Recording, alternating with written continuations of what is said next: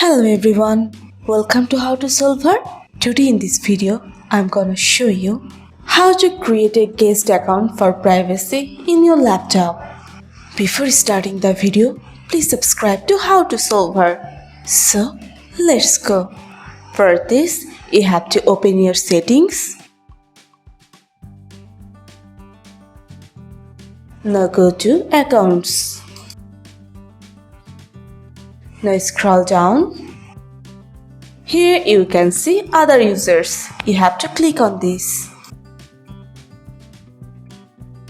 Now you can see here Add Account.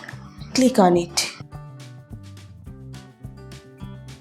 Now click on I don't have this person's sign-in information.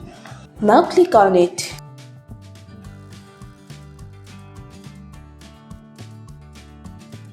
Here you can see Add a user without Microsoft account. You have to press on it. Now give a username. If you want to give any password, then give a password or click on Next. So this is how you can create a guest account for privacy in your laptop. So guys, that's it. You can do this. I think this video is very helpful to you. If it was, then give a thumbs up and hit the subscribe button. And thanks for watching.